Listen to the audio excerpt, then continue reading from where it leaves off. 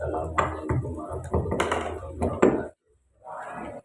Alhamdulillah wa syukur Rasulillah ila hadratin Rasulullah sallallahu alaihi wasallam wa alihi wa sahbihi dalam dia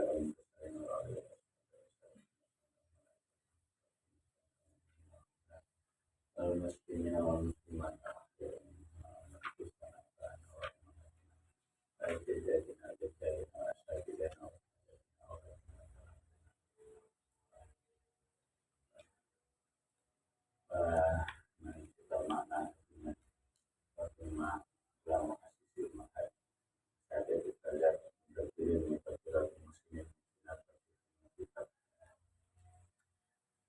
ahli baitihim lahumul fatihah.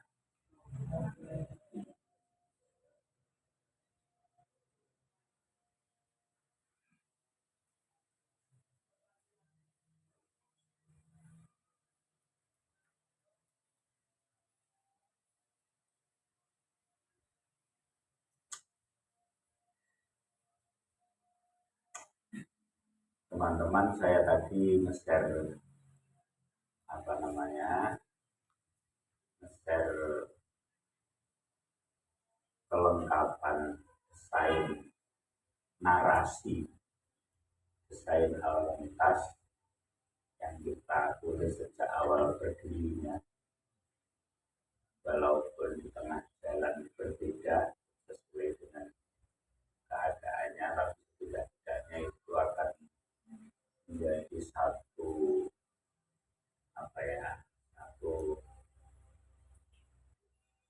pedoman lah, yang kemudian pelaksanaannya satu tentu harus bertahap, yang kedua tetap disesuaikan dengan zamannya, karena itu tahun 2008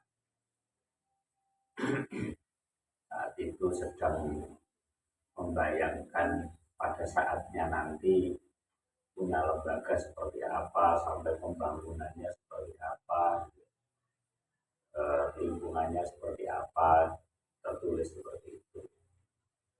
Satu contoh bentuk kelas menyatu dengan asrama, menyatu dengan tempat praktek. Tapi ternyata dulu keadaannya berbeda. Pada saat Al-Muntas banyak kunjungan, justru malah Al-Muntas kita anggap tidak kondusif karena terganggu oleh kunjungan. Ya, kunjungan kadang-kadang menyemangati, tapi kadang-kadang mengganggu juga ya. terlalu sering ya terganggu. Kecuali kan kalau memang kunjungannya itu bagian dari program pendidikan, yaitu terutama public speaking. Seperti di MIPA dan dikhususkan untuk madrasah aliyah. Tapi untuk madrasah sanawiyah dan madrasah ibtidaiyah kalau dikunjungi orang didelok dan delok mesti. Kita kalau dikunjungi, si mengunjungi mau melihat, malah anak-anak yang melihat, ya, repot ya. Tapi kalau aliyah, kita berharap sudah tampilnya berbeda, bisa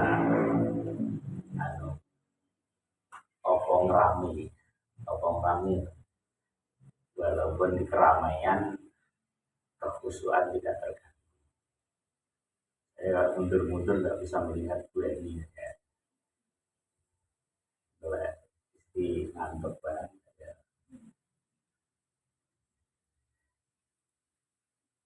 Begitu ya.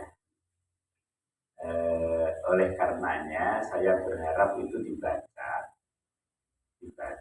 kemudian kalau ada yang nggak paham ditanyakan, terus nanti saya berharap jadi pedoman gambaran bagi masing-masing lembaga mau dicapai yang mana duluan. Seperti di situ ada beberapa tulisan, ada saji sampo, ada saji ipo, ada saji limo. Saji sampo satu jiwa satu pohon, itu mungkin di MP gitu ya, atau TK sudah diajari untuk cinta lingkungan. Kemudian saji tipu bisa jadi di MTS. Tentu kalau aliyah kok hanya saji sapu kan ya nggak tepat ya, minimal 5 lah. Nah, Lombok yang di barat itu berapa jumlah pohonnya?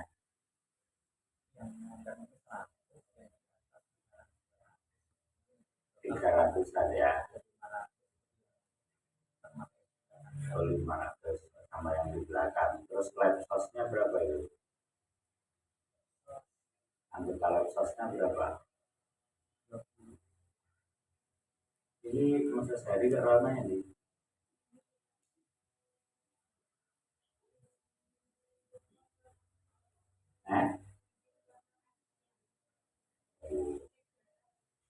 Kok kipas jam begini? Seharusnya bisa cari waktu ya, bisa diatur schedule-nya. Mengikuti di sini ya?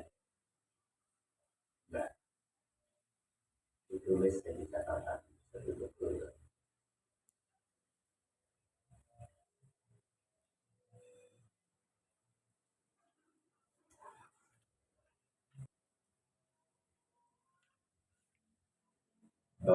Kegiatan seperti ini kan berniat untuk mengumpulkan gerak ya. Kalau tidak tahu, tidak menjiwai, akhirnya saya kira hanya memahami itu kemudian tidak mendengar dari sumbernya bisa berbeda-beda. Ulama saja memahami Quran itu berbeda ya. Nah, kalau ini ulama ada tempat di dunia yang sangat luas, berbeda geografis. Nah, sekarang ini di satu geografis kok menafsirkannya berbeda-beda, yang bingung sopo. Amurite, ya.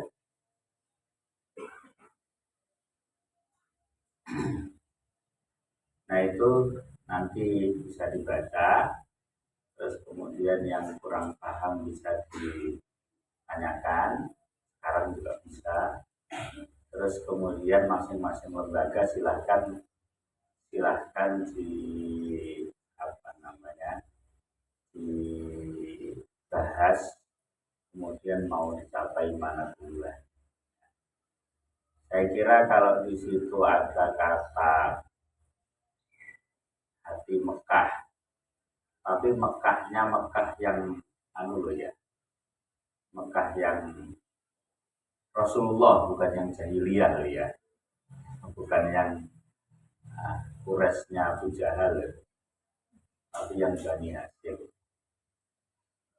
yang lembut, hati yang lembut.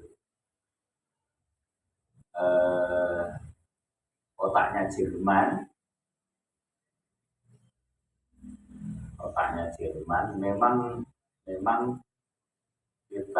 kita akui bahwa orang Jerman cerdas dan pelopor kecerdasan itu Yahudi.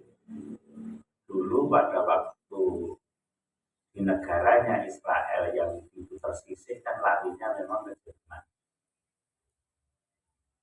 Terus merasa ada kesempatan saat menangnya membantu Arab Saudi merebut kekuasaan dari Kekhalifahan Ottoman, kemudian ada kesempatan kembali, dan di situ ternyata ada negara lemah yang namanya PLO.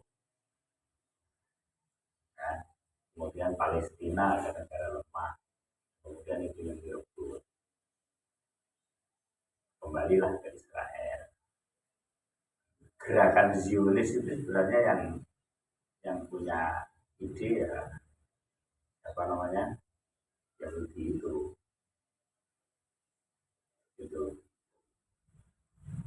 Dan kenapa Yahudi cerdas-cerdas ya? Kalau Yahudiyah ya karena pernah terusir dari negaranya di Israel, itu orang yang kalau tertekan ya jadinya cerdas malah.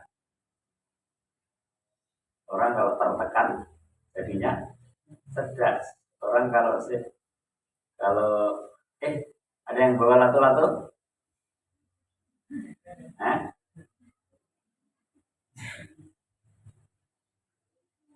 Bawa lato-lato ora? Gak duwe. Oh tak cukup nih aku duwe.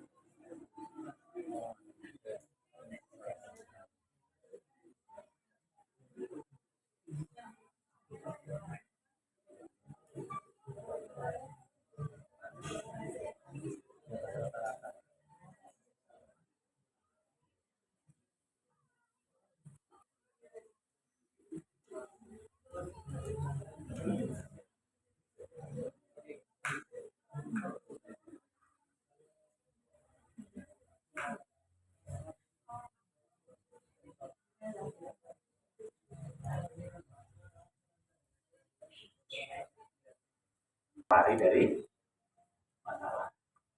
Gak jadi. Nah, sekarang lato-lato ini bukan benturan bis yang nabrak mobil, tapi adalah benturan yang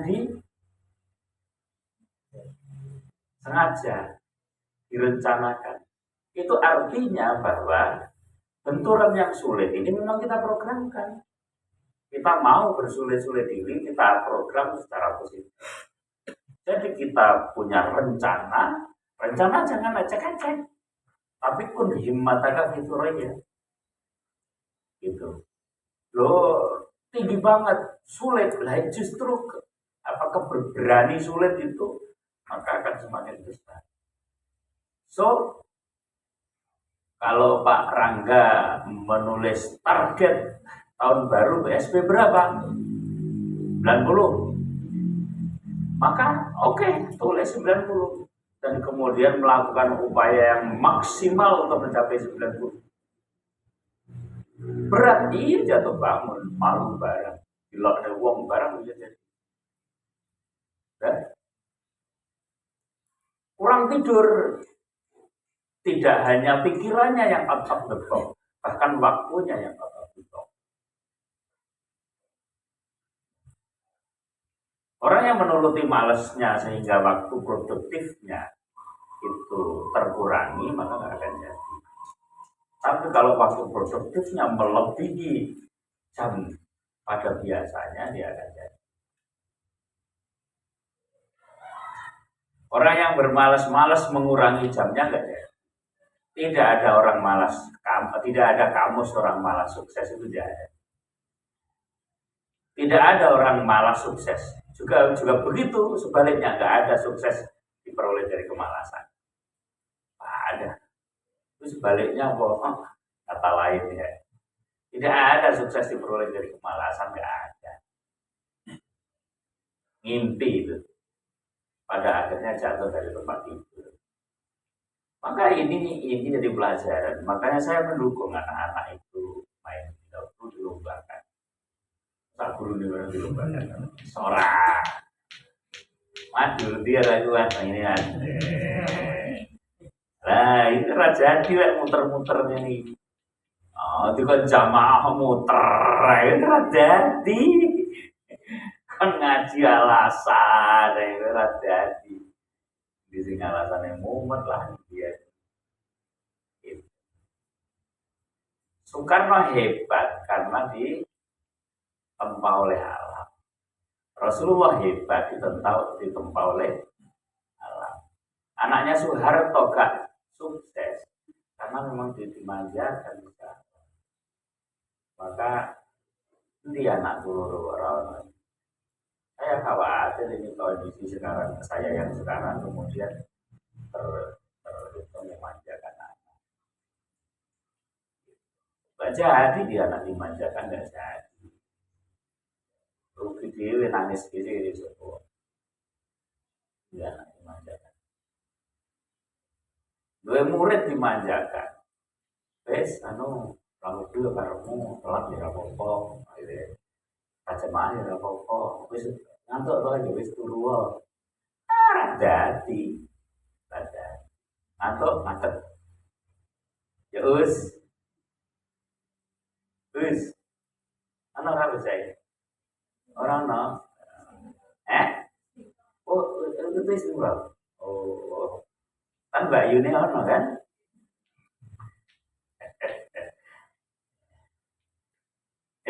Rela jadi. Makanya ada rumor tentara itu kalau sering dihukum push up dia malah kuat. Perang malah gak gampang ketembak.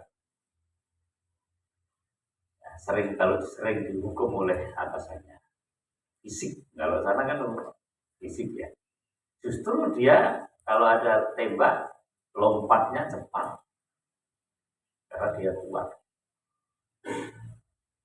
Gak gampang mengeluh, gak gampang angkat tangan. Ya itulah yang kita hadapi saat saya pun sejak awal punya ide, punya cita-cita, kemudian saya tuangkan dalam bentuk narasi yang seperti itu.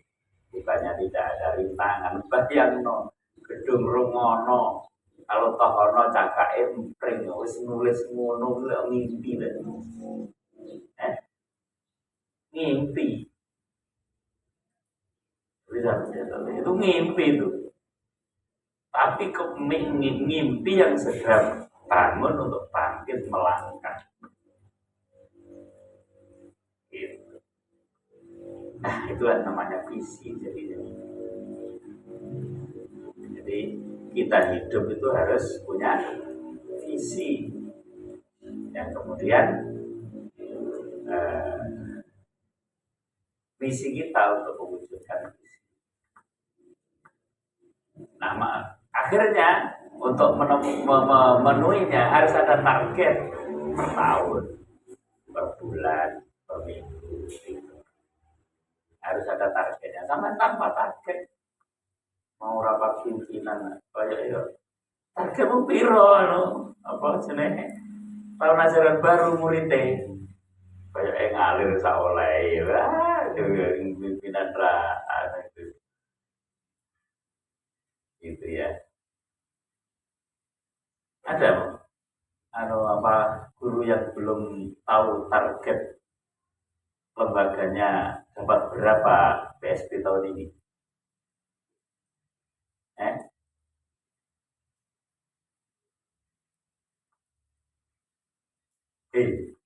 Aku takut jawabnya. Ada guru yang belum tahu, Bu ini MA dalam rapat berapa target yang diperoleh PSP? 60, coba oke, jadi tahu. Nah, apa ini? Akhirnya nanti berapa? 90 ya oke, sudah tetap dengan baik berarti. Terus apa ini? Habibah nanti RA berapa? Ya, yes, sip. Artinya tersosialisasi dengan baik.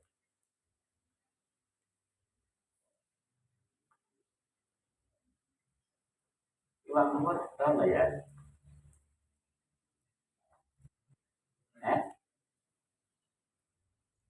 Yang lebih bagus dulu.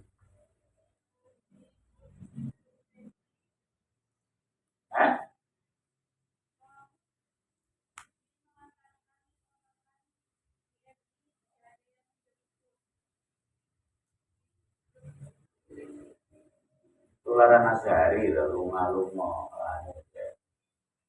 lama amor.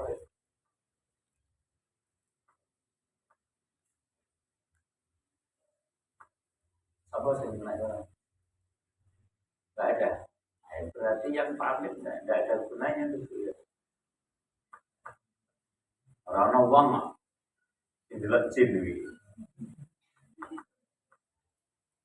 Wulan nek ini ya.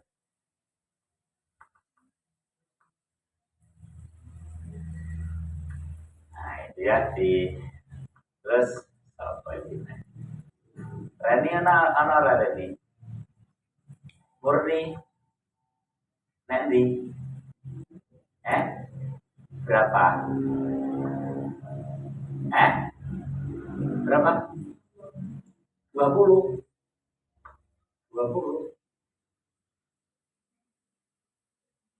Ini Mas Rifat.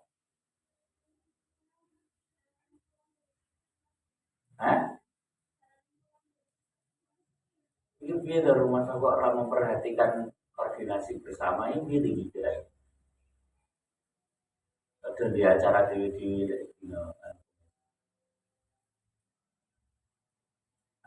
tolong Mbak Liana yang tidak hadir hari ini bisa pagi diundang. Omong sore bernasar lek ono. Besok diundang. Ya. Diundang besok. Besok saya jam 8 di Alia, jadi jam 7 Mbak. 7.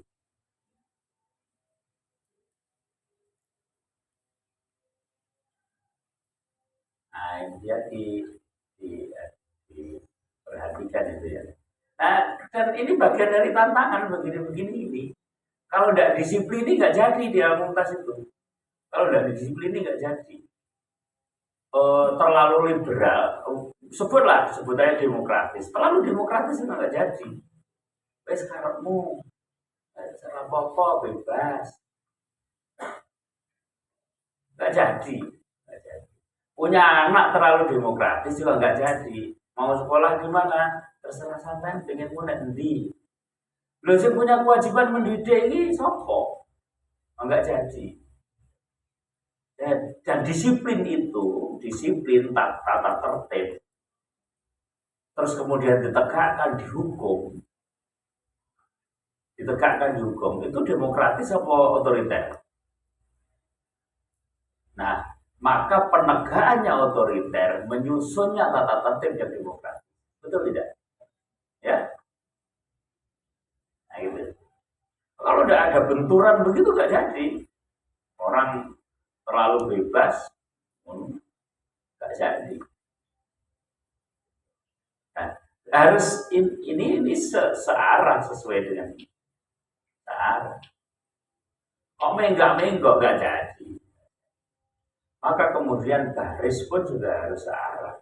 Sama dengan sampean roh apakah jenenge latihan baris berbarisnya, apakah orang Jepang ya pernah lihat nggak baris-barisnya orang Jepang yang rombongan tapi tidak tabrakan, ya kan?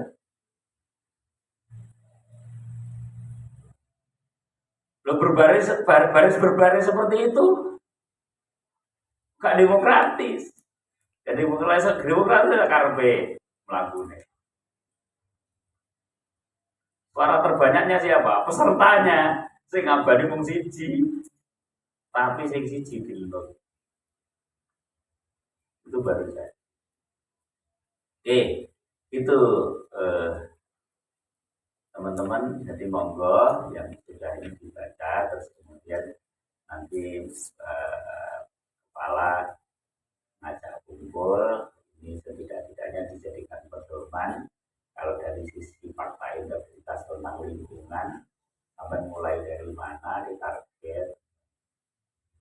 Oke, ini saji tipe dulu, apa saji sapu dulu, apa saji tipe dulu, itu untuk tanamannya. Terus kemudian untuk sampah, karena ini sampahnya bolak-balik. Mari sedikit nih, karo Mas Ngaliman barang iki nang MI guling ya kan. Bagiannya MI kok MTS kalau guling yang Tegalan. Terus kemudian banyak yang embernya tidak ada. Ini kan sekalian evaluasi ya. Sekalian evaluasi, banyak embernya yang tidak ada. Prakteknya dibawa ke barat tetap campur juga dalam satu nah ini tentang pelaksanaannya di tempat tertentu sudah dipisah, ini organik, ini plastik, ini B3, tapi pada waktu ngangkat pakai kletek campur dari siji meneh itu ora oleh gunane ya. Nah ini koordinasi dengan Mas Rohman, koordinasi dengan Mas Rohman. Saya menyampaikan sama Mas Rohman, sarjana ngopeni apa sih sarjana ngopeni sampah, sampai ngopeni sampah bagus. Rasulullah ngopeni wedhus, ya ngopeni wedhus bagus, artinya dia punya skill manajemen yang bagus. Nanti ditempatkan untuk memanage tempat lain, ditempatkan di tempat tersulit, kemudian ditempatkan di tempat yang mudah. Di tempat sampah aja bisa, di roti masih bisa, tapi langsung naik roti mengundurkan diri.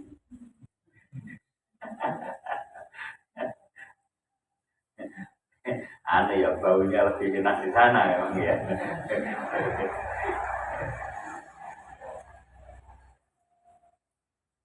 Nah, terus tentang pohon dan sehingga pada waktu di depan kelas jenengan ada pohon seperti apa, sampai harus melakukan apa. Itu udah punya gambaran, tidak harus tunggu perintah. Saya perlakukan apa pohon ini. Kan di situ ada tulisannya. Itu asrama di kamar juga begitu.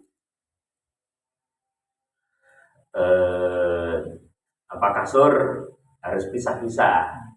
Tidak boleh kasur satu dipakai bersama-sama. Marak nopo. Apa? Apa mas? Apa? Marak nopo? Ngomong kamu ditakoni aku guyu-guyu to mana? Jawab lah takoni. Apa? Gudeg. Ya, gudeg. Penularan gudeg ya. Ya, kelihatannya yang paling mengesan itu. Apalagi apa Rama? Mairilan. Kelonan lanang-lanang tuh itu Dawud beda Mairilan. Tapi Mairil ora Wika. Ya wis, tak kok ana kanggo. Jelas seperti.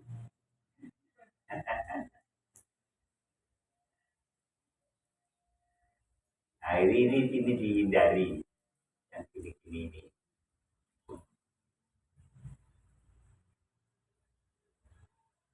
Nah, terus di situ ada panduan sedemikian rupa tentang kata-kata ini, tempat nyantrinya calon pengusaha muslim. Sampai juga harus ingat bahwa di situ ada tulisan solusi pendidikan terkini menuju generasi Islami dan mandiri. Ini sebenarnya sebuah satu kesimpulan dari itu semua. Proses pendidikan di Al-Mumtaz itu mau kemana? Itu gambaran umum. Mau dibawa kemana toh santri ini? Terus prosesnya gimana toh? Berarti kalau solusi pendidikan terkini, solusi itu apa artinya? Jalan keluar. Kalau solusi artinya jalan keluar, berarti ada masalah dong. Yang masalah apa? Pendidikan. Dan kita cari jalan keluar. Nah, teman-teman, karena itulah maka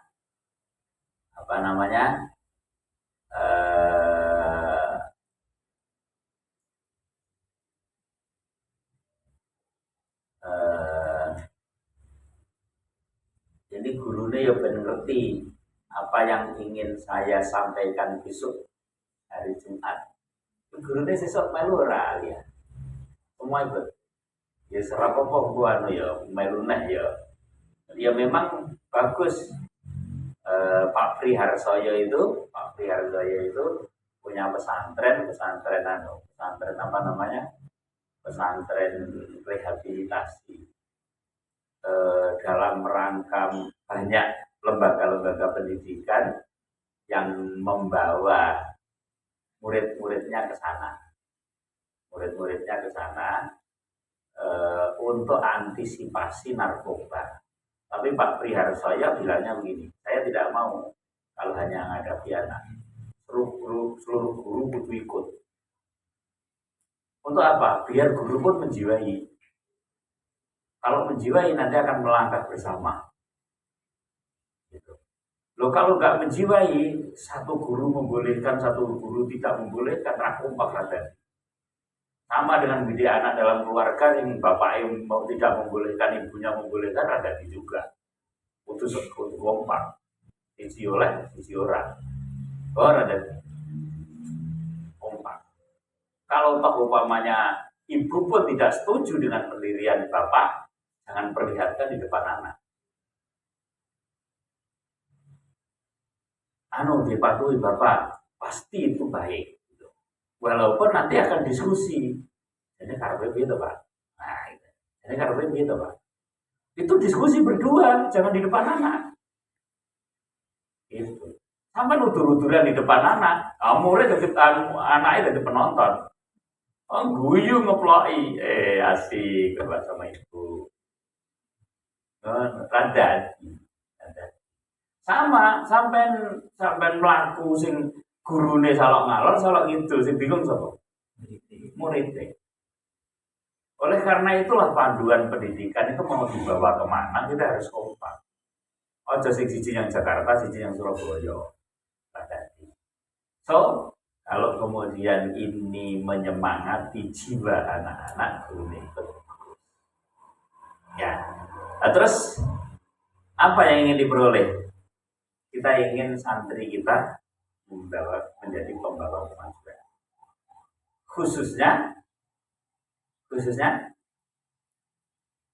Indonesia. Membawa kemajuan kita tahu sekarang Indonesia menjadi negara berkembang, betul? Nah, sekarang kita harus berani maju melesat.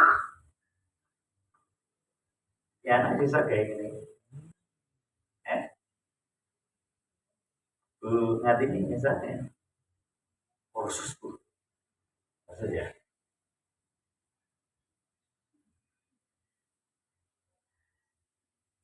masih udah nih, bisa.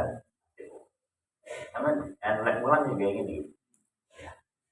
Berapa orang ya kalau ngajar sudah pakai begini?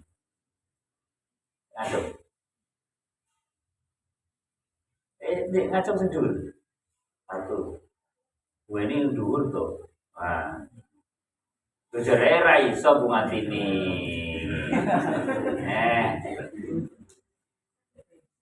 Kaget. Mau ngomong raiso. Oh mau tak bantu.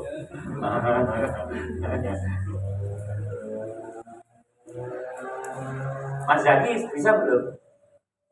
Bisa. Orang aja. Tahu tuh. Nah, kenapa belum pakai? Apa kira-kira nggak ditular ya anak-anak MTS kalau diajak begini? Saya sebenarnya tertarik. Kenapa nggak pakai? Kekurangan apa? Masa iya? Masa iya? Di Alia sudah ada ya, apa namanya? LCD Alia? Sini ada nggak? Ada kekurangan. Ada. Lu ya pinjem masuk garmu dewe ya. Kowe tuku. Tapi sini kan memang untuk fasilitas toh. Ya kan? Orang nyewa kok Mas Zaki? Orang nyewa kok itu. Nah, sing penting bar balekke lo nek ngengke dijogo jen banting karo bocah-bocah.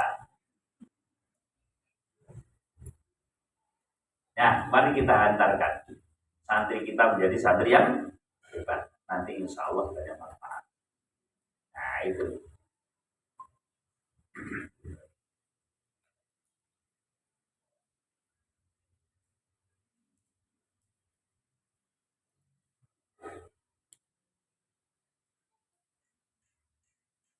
Pusing lah mikir Indonesia ya. Mikir alam pas pusing ya. Bebas. Tuntut coba diri ya. Tuntut. Kenapa Indonesia belum menjadi negara maju? Padahal Indonesia itu negara besar, negara yang kaya raya loh. Saya membaca di jurnalnya LIPI. Saya tulis itu di yang kuning itu, jurnalnya LIPI. Singkatan nomor LIPI. Lembaga Ilmu Pengetahuan Indonesia di Gunung Kidul aja ya. Gitu. Di jurnalnya LIPI saya baca itu kekayaan alam Indonesia kalau ditambah keanekaragaman hayati di laut itu terkaya di dunia. Tidak ada yang melebihi Indonesia. Negara terluas itu Rusia. Itu negara terluas. Dari sisi luasnya Indonesia nomor 15. Paling luas itu Rusia. Paling luas itu. Luas Indonesia itu luas Rusia itu 8 kali lipat luasnya Indonesia. Rusia. Tapi kekayaan alamnya masih kalah dengan Indonesia. Nah, kekayaan alamnya, kandungan emas, kandungan nikel, tembaga, minyak bumi masih kalah dengan Indonesia. Kekayaan laut masih kalah dengan Indonesia.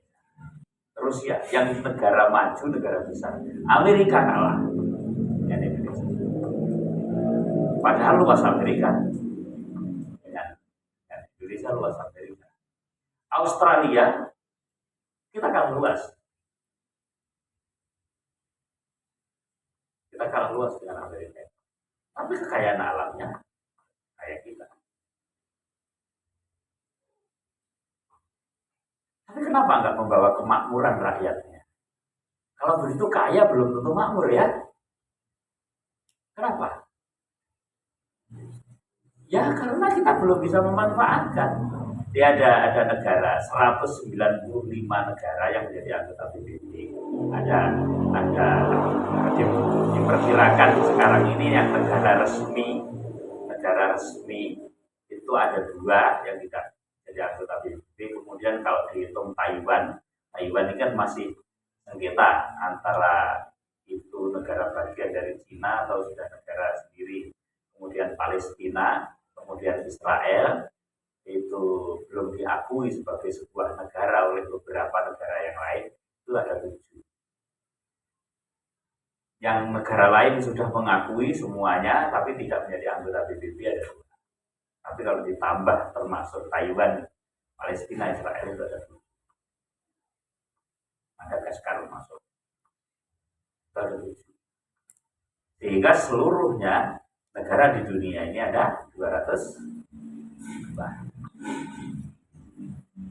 Dari 202 negara itu Indonesia di urutan nomor 15 dari sisi luasnya. Berarti negara Indonesia ini cukup besar. Negara Indonesia ini cukup besar. Tapi kalau dari sisi penduduknya itu nomor 3. Nomor 1 Cina, nomor 2 India, nomor 3 Indonesia. Negara paling luas Rusia itu penduduknya hanya 181 juta jiwa. Sementara Indonesia itu 273 juta jiwa.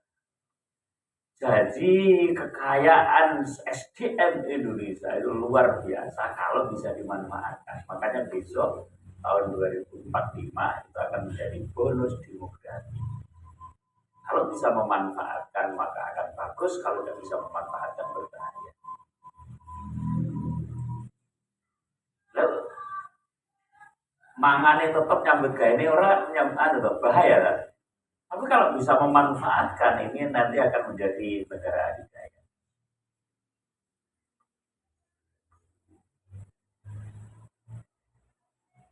Nah, ini apa SDM yang begini ini tugas kita. Tugas kita ibda binafsi, dimulai dari diri sendiri. Ini dihitung itu termasuk kita. Nah, makanya sampean itu termasuk orang produktif atau tidak? Kalau produktif ya menjadi solusi, kalau tidak produktif berbahaya.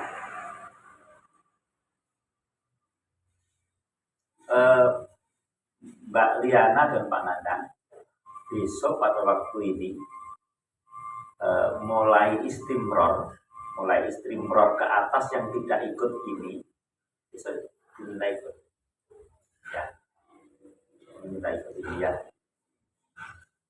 ya Mbak ya minta ikut dan melek dia itu biar sadar dia itu hidup di Indonesia menjadi beban yang mengakibatkan Indonesia tidak maju, atau dia akan berperan dalam kemajuan ini sehingga menjadi santri pembawa kemajuan. Nah, gitu. Hebat, pembawa kemajuan apa menjadi beban Indonesia. Iya Mas, Mas Bawe. Jadi apa? Nah, gitu. Ini potensi Indonesia yang bisa jadi positif, bisa jadi negatif. Termasuk sampai nek sesuk duwe anak. Ya anak sing arep bebani negara, apa arep membantu memecahkan persoalan negara. Nek duwe anak, awake dhewe lho duwe anak. Saya punya 3 itu. Ya semoga menjadi solusi bagi negara ini ya. Gitu. Murid Al-Mumtaz yang jumlahnya sekian ini nanti akan menjadi beban negara, maju persoalan bagi negara atau menjadi solusi bagi negara. Tentu akan menjadi solusi bagi negara apabila kita menghantarkannya menjadi pembawa kemajuan. Bagi kita sebagai guru mendidik, membawa mereka. Mas Yaki, jadilah guru yang produktif, jadilah guru yang aktif, jadilah guru yang disiplin, Jadilah guru yang serius biar bisa menghantarkan adik-adikmu, murid-muridmu membawa kepada kemajuan. Jadi ya the right man on the right place on the right job. Kita yang ada di guru melaksanakan tugas terbaik menjadi guru. Nanti yang menjadi penambang ya melaksanakan tugas terbaik di posisinya. Sama jadi guru tenanan, jadi pengusaha ecek-ecek, jadi mau setengah-setengah. Jadi solusi itu. Mengapa Indonesia belum menjadi negara maju? Kita tanya Mbak Google yuk. Bisa ngene Mbak Amalia. Gue ini pun sakit deh. Ranggai iso lah. Ora iso ngisi-ngisi hikmah. Ngisi-ngisi tayo.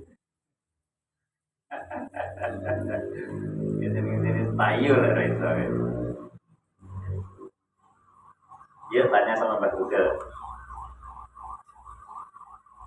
Kalian ngerti lah. Aku cara ini takkan Pak Nandang takkan jadi. Iwang ya itu. Aku ini takkan Pak Nandang. Kau dikira aku hebat ora? Aku takkan Pak Nandang. Mengapa Indonesia belum menjadi negara maju meskipun memiliki kekayaan alam yang banyak gitu?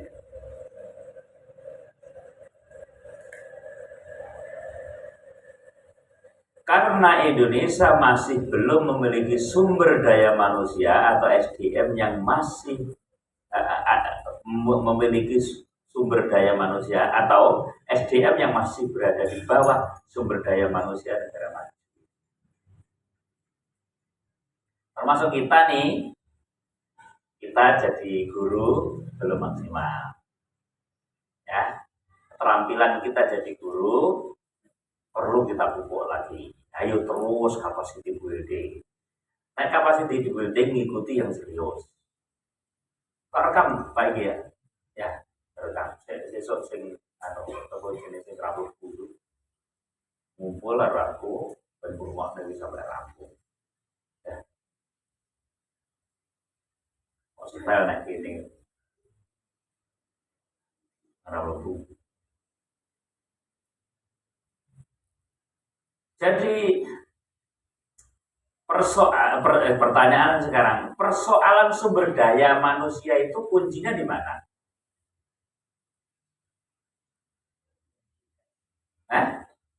Di mana?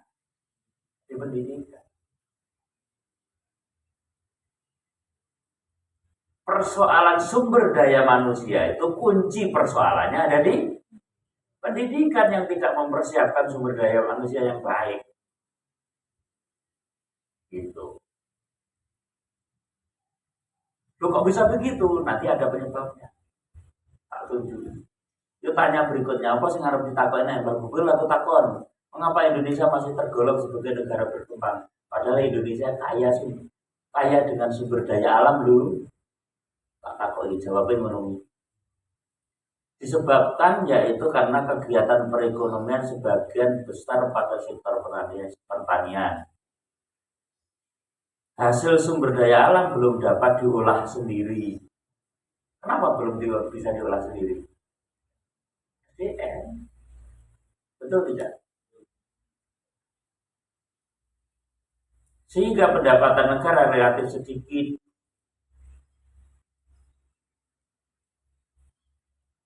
Sehingga pendapatan per kapita penduduk rendah. Jadilah negara miskin. Naik sedikit jadi negara berkembang. Maka sebagian orang, sebagian ahli mengukur maju dan mundurnya sebuah negara itu diukur dari taraf hidup penduduknya. Tatkala penduduknya itu mayoritas berada di berada di garis atas dari kekayaannya, maka negaranya maju. Kalau dia berada di garis tengah, maka negara berkembang. Kalau berada di garis bawah, maka negara itu menjadi negara miskin. Apa di Amerika nggak ada yang miskin? Ada, kan ada tunjangan yang mengakibatkan dia tidak dimiskin-miskin banget. Nah ini, jadi dia dimiskin-miskin banget. Terus dukungan untuk memiliki lapangan usaha cukup besar dari negara. Berikutnya,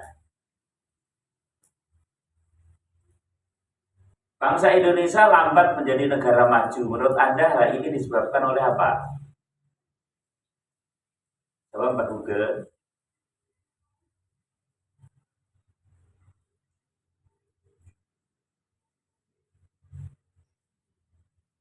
Oh, ternyata nggak ada hubungannya. Pertanyaan nih.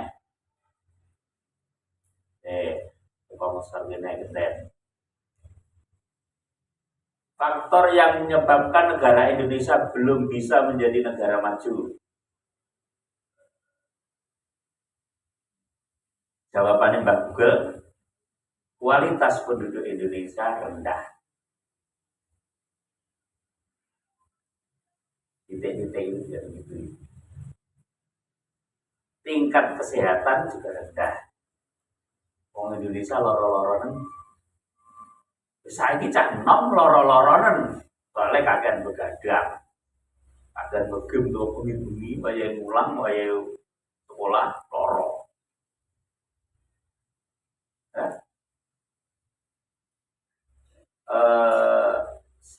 Saya pernah mengikuti TOT yang menyebutkan bahwa negara salah satu ciri negara maju itu dokter tidak kaya.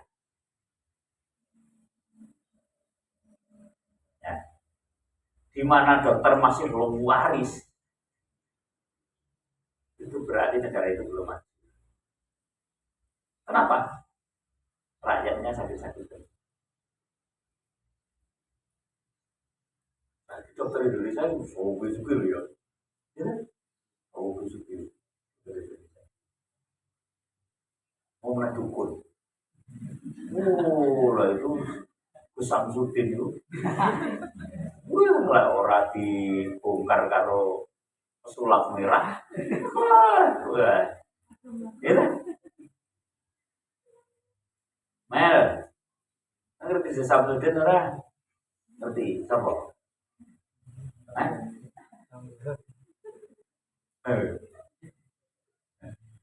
Ya. Percaya ya masih begitu. Rasionalitasnya rendah. Ya, awalnya itu kan gampang ada. Jadi, Panangan masih ingat silogisme. Nah, kamu kuliah ini nanti mas, diulang psikologi ya mas, orang diulang pelajaran logika enggak? Iya, iya. Silogisme apa? Bukan pelajaran logika itu. Ayo, sama sing kelingan. Termasuk sing tarbiyah. Ayo. Aja nggak ada warangga ini kena pada istri yang kena tayo juga. Apa ini saya angkat sarjana nih mbak istri? Wih, buka handphone paye. Gurumu sopo? Ustadz Google. Apa silogisme? Silogisme itu terdiri dari premis mayor, premis minor, terus konklusi. Iya itu. Bunyi. Setiap orang yang malesan,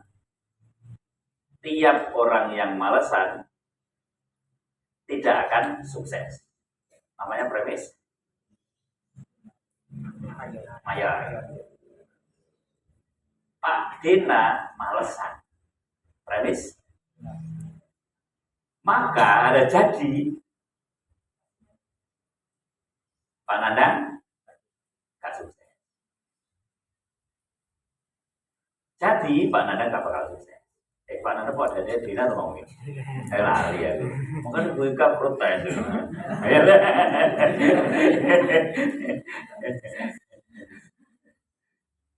Nah gitu. Itu sama Rama.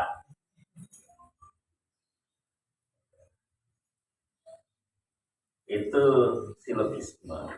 Dan nanti kita akan belajar silogisme itu sebenarnya banyak di pelajaran hikam.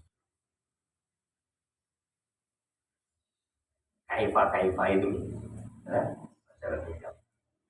Itu silogisme.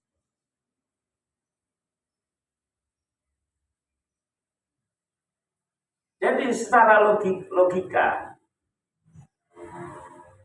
setiap negara yang SDM-nya berkualitas bagus, pasti maju.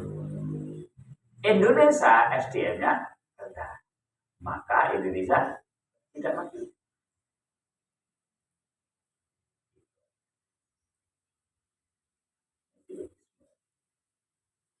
Sekarang siapa yang harus memajukan ini?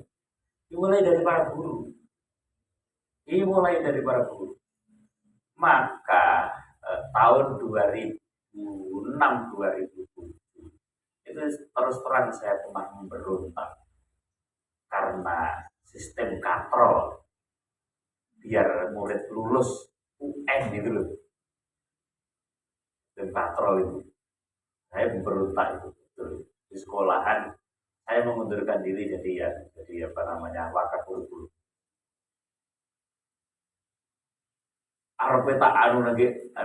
Karena ini bukan kesalahan sekolah di mana tempat saya ada, tapi ini kesalahan sistem pendidikan Indonesia.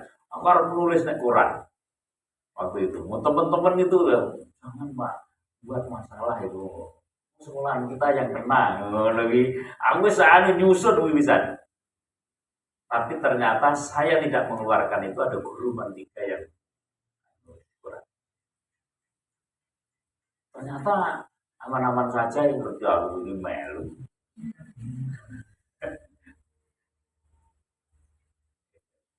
Tapi kemudian asa saya tulis di Profesor Pendidikan. Ya, mana teman-teman?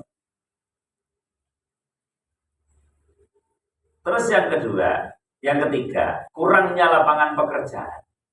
Sekarang lapangan pekerjaan itu disediakan atau mendirikan sendiri? Disediakan. Akan lebih hebat kalau mencari sendiri. Oleh karena itulah kemarin di bahasan kita itu salah satu ciri negara maju itu tingkat wirausahawan mudanya itu tinggi.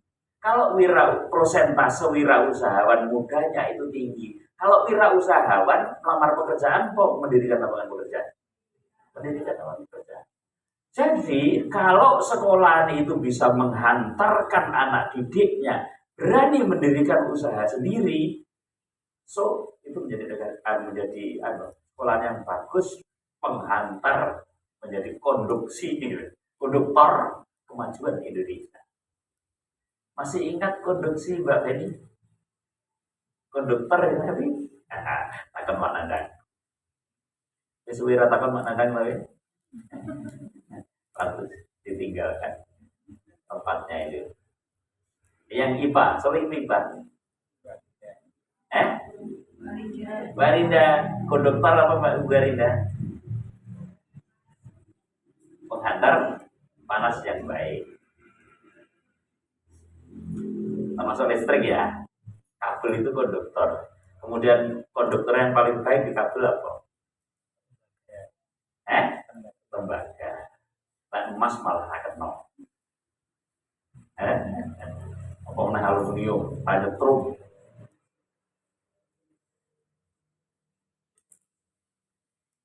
Nah, lapangan pekerjaan itu tidak harus disediakan.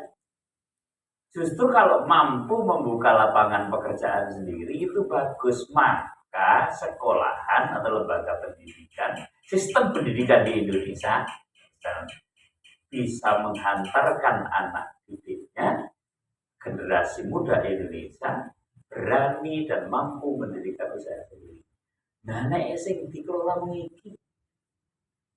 iki gak mental spiritualnya tidak, sehingga kalau gagal mutung, lek ono masalah apa? Lek ono masalah apa? Melarikan diri, ya. Terus lek dadi piye? Wong mendirikan usaha itu penuh dengan tantangan kaya iki mau, Cik. Ini Cik. Oh, mau muter-muter ngono iki kon jamaah muter apa menah kon gawe roti.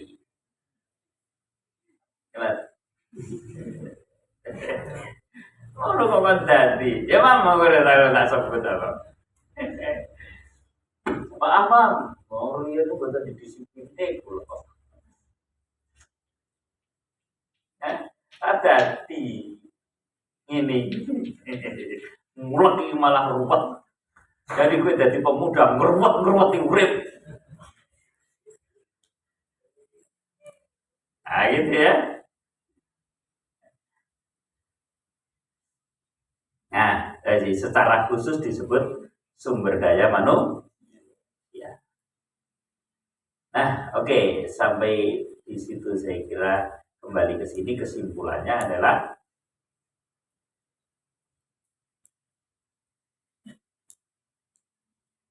kalau Indonesia ingin menjadi negara yang maju, syaratnya satu, pendidikan tercapai. Pendidikan apa? Ya 3 ranah itu seimbang lah minimal. 3 ranah itu seimbang minimal. Selama ini kognitif memegang dominan. Kognitif dominan. Bagus, kognitif dominan. Dan pandai, IQ yang tinggi tidak sebanding lurus dengan kesuksesan seorang. Yakin. Sampai sing IQ-nya tinggi, Mam, jangan ngandalkan aku IQ tinggi pasti sukses. Enggak. Survei membuktikan. Ya, teman-teman saya yang cum laude penghasilannya banyak yang tidak sebesar saya. Sekarang hidupnya banyak yang tampilannya tidak sesejahtera saya, kira-kira gitu kan. Iki tak hadis bini mah orang sombong ya. Itu. Jadi pinter tidak jamin. Pinter tidak jamin. Yakin. Sampai mengandalnya ilmu kan. Oleh karena itu pendidikan itu menyeimbangkanlah minimal. Minimal menyeimbangkan.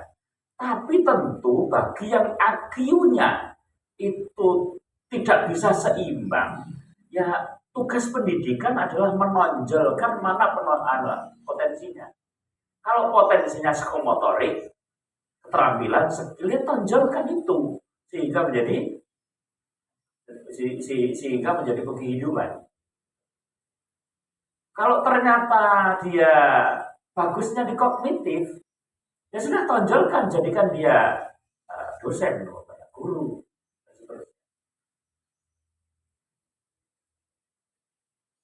Psikomotorik, jadikan dia pengusaha.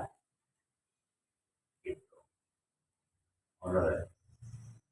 Kok potensinya dia turu-turu? Rujuk banyu baik, pengadek ya.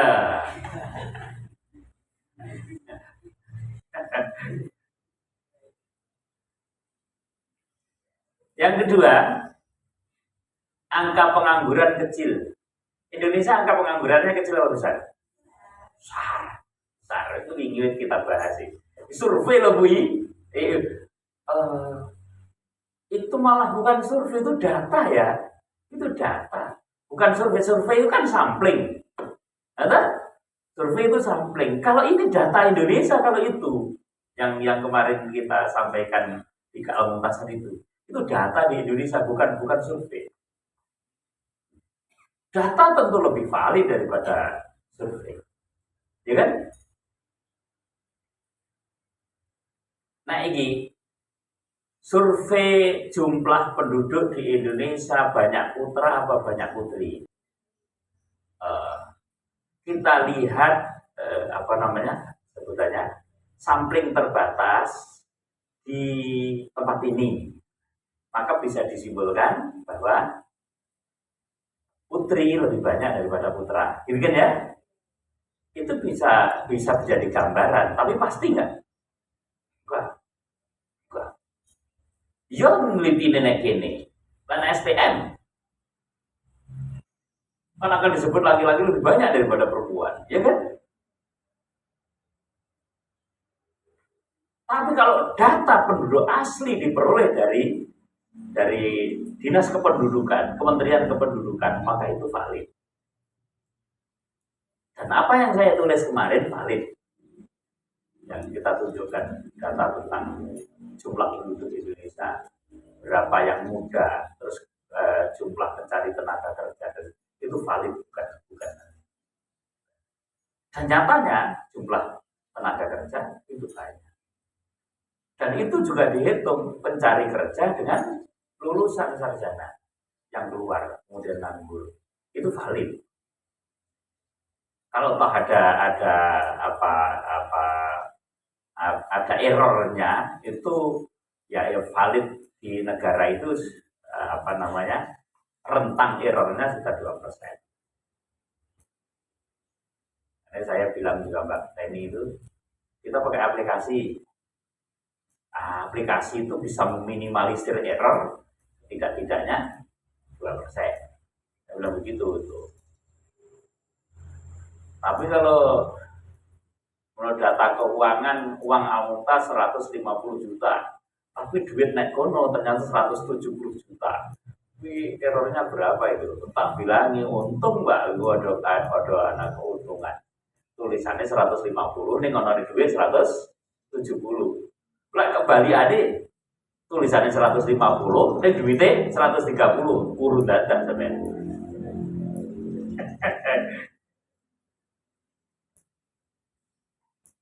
Nah, terus yang ketiga, ekspor lebih banyak daripada impor. Ini negara maju. Indonesia impor masih lebih banyak daripada ekspor. Dolanan baik, dolanan iki dan dolanan anak-anak itu produk mana? Cina. Dan anehnya juga ada yang bangga menjadi importer produk Cina. Dan itu ditawar-tawarkan ya. Ada pelatihan menjadi importer. Pelatihan itu buat eksporter lah importer. Jadi gini, eling-elingnya tenang. Sesok nek ono penawaran kerjasama menjadi importer aja ketompo. Tapi lek eksporter tompo. Cuman eksporter apa? Apa kira-kira yang mungkin produk Al-Mumtaz ini yang diekspor? Roti?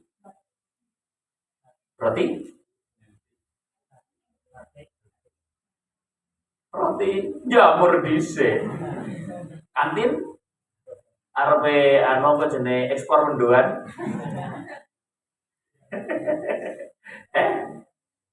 Maka yang paling punya apa namanya punya apa itu? Punya kans ya. Apa? Batik.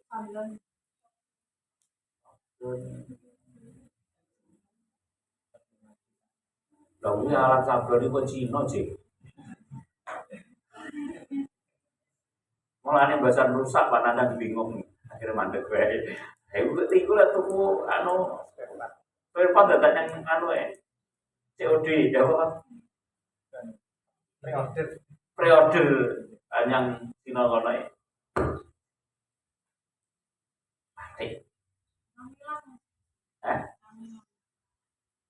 Camilan bisa di packaging yang bagus. Tapi yang resikonya paling kecil itu kan. Kemarin saya itu ke namanya Gus Irfan. itu putrane Almayat Solo. Almayat Solo, saya ke sana gaya batik, khusus sarung, kok tumbul sak gudang tak tumbul. Itu yang saya ke sana kan, Gus Jaran itu kan anu ya, apa namanya, apa termasuk tokohnya perkainan di Jogja ya, wis pasif income itu. Itu setidak-tidaknya kalau menjual kain per bulan itu bisa 2 ton. Ya, itu betul-betul sudah kan pasif income. Nah itu bilangnya sih, ini adalah Pak Keren. Kalau bulan puasa pasti habis. Samurung habis. Jadi ini kalau bulan puasa kosong, sudah berpuasa kosong. Jadi beliau ini kalau bulan puasa fokus ngaji, gak bisnis. Bulan puasa kosong bisnis. Di antaranya bulanan asik banget.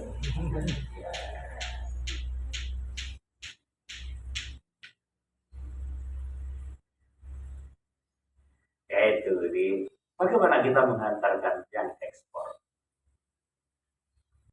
Tadi ini kan, tadi itu.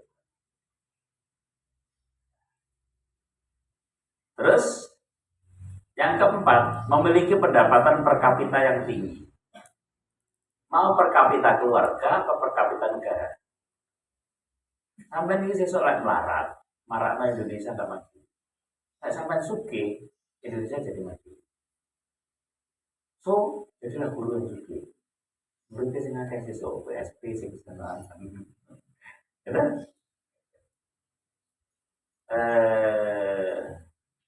As-Salafiyah itu sekarang membuka kelas internasional. Masuknya itu 14 juta. Terus kemudian ada yang 19 juta. Sekarang yang daftar sudah 20 orang.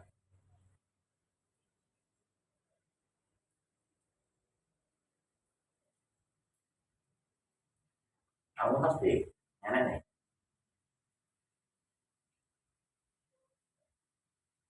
Guru nih di yang apa tak ceritakan sama Pak itu. Ini namanya apa? Guru nih itu cuma 6. Gurunya madrasah tingkat LTA kelas 1, 2, 3 diisi apa namanya, itu kan karena internasional jadi tidak Salafiyah anu anti, tapi memang ada namanya apa ya, jadi muridnya itu satu kelas sekitar 20-an itu, kemudian 1, 2, 3 gurunya cuma 6. Kok iso gurunya sidik? Nah ini kan ngitung jumlah makhluk ya, sehingga bebannya berat mendirikan madrasah aliyah. Itu dengan MI guru kelas beres 6 kelas 7 guru.